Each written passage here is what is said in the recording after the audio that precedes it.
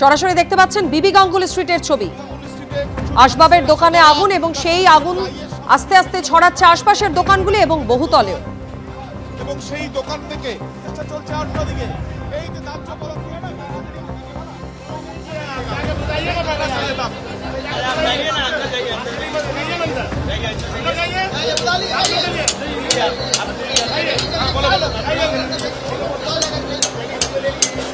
আবির, কি পরিস্থিতি এখন?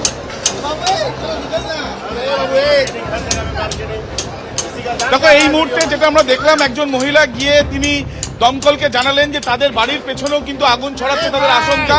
এবং ইতিমধ্যে এখানে আমরা দেখছি যে দমকলের তরফ থেকে এখানে ঠিক পিছনের যে অংশ, সেখানে পিছনের বাড়িতে আগুন ছড়িয়ে পড়ার একটা আশঙ্কা রয়েছে, তাই ধোঁয়া দেখা যাচ্ছে। সেখানে হোস পাইপ দিয়ে আগুন নিয়ন্ত্রণ করার চেষ্টা চালানো হচ্ছে। একজন মহিলা তিনি নিজে গিয়ে আমরা দেখলাম দমকলকে তিনি বললেন যে এই যে পুরো পরিস্থিতি, তাতে তার কিন্তু বাড়িতে আগুন ধরে যাওয়ার একটা আশঙ্কা তিনি করছিলেন। এবং তার এই কাতর আবেদনের পর ইতিমধ্যে আমরা দেখছি যে এখান থেকে যাতে দমকলের পাইপ ভেতরে প্রবেশ করানো যায়, সেই জন্য এখানে এই যে গেট, সেই গেট এখানে খোলার চেষ্টা চালানো হচ্ছে। এবং এই যে আগুনের ঘটনা ঘটেছে, সেখানে প্রায় 10টিরও ওপরে ইঞ্জিন ইতিমধ্যে ঘটনাস্থলে কাজ করছে। এবং আমরা দেখছি অনর্গল ধোঁয়ার পিছনের অংশ সম্পূর্ণভাবে, পিছনের যে বাড়িগুলো রয়েছে পুরনো বাড়ি, সেই বাড়ির জানলায় সমস্ত দিকে কিন্তু এই ধোঁয়াগুলো কিন্তু ঢুকছে আমরা দেখতে পাচ্ছি। দমকলের 10টি ইঞ্জিন ঘটনাস্থলে পৌঁছে গিয়েছে। স্থানীয় বাসিন্দারা তারা কাজে হাত লাগিয়েছেন। আগুনের উৎসস্থলে পৌঁছতে ঠিক কোথায় সমস্যা হচ্ছে?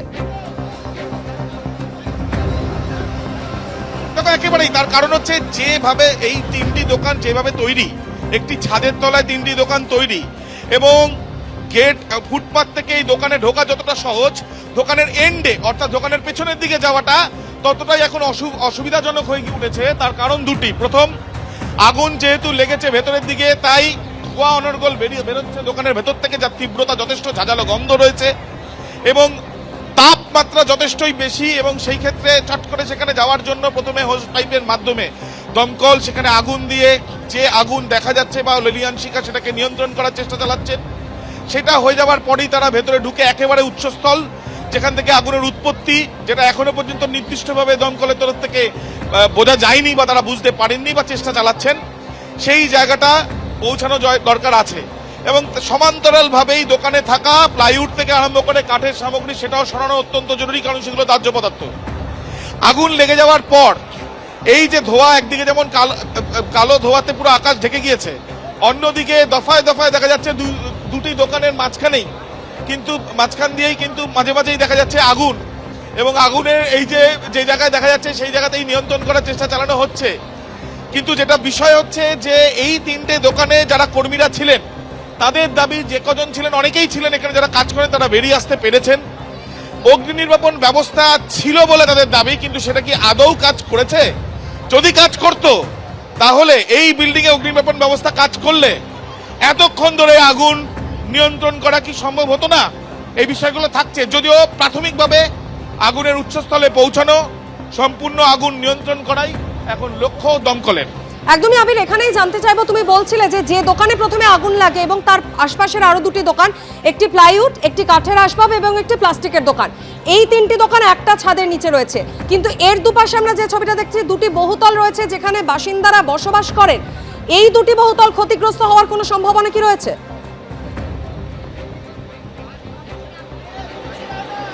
দেখো, তোমাকে জানাই যে ভৌগোলিকভাবে এই 3টি দোকান যে বাড়িতে অবস্থিত, এগুলো সম্পূর্ণভাবে গ্রাউন্ড ফ্লোরে। পাশে একটি বাড়ি রয়েছে, যেটা দেখেই বোঝা যাচ্ছে যে যেটা বহু পুরনো। সেই ক্ষেত্রে একটা আশঙ্কা থেকেই যাচ্ছে, তার কারণ এখানে বেশ কিছু গাছ থেকে আরম্ভ করে এখানে যারা রয়েছেন তাদেরকে বাইরে বার করে আনা হয়েছে, এই বাড়ির যারা সদস্যরা।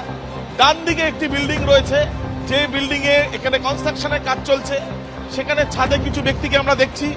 এবং সেই ক্ষেত্রে আশঙ্কার জায়গা অবশ্যই রয়েছে, তার কারণ এখানে আগুন যখন লাগে পরপর 3টি দোকানে ছড়িয়ে পড়ে এবং সেই ক্ষেত্রে এখনো কালো ধোঁয়ায় আকাশ ঢেকে গিয়েছে। আগুন সম্পূর্ণ নিয়ন্ত্রণ করা সম্ভব হয়নি, নিয়ন্ত্রণের চেষ্টা চলছে দমকলের তরফে। এবং এই ক্ষেত্রে আগুন সম্পূর্ণ নিয়ন্ত্রণ করতে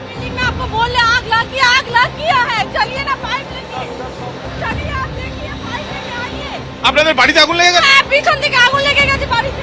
দেখো, বলতে বলতেই আমরা দেখছি যে একজন মহিলা এসে দমকলকে খবর দিচ্ছে। গাড়ির লোক ওখানে রয়েছে।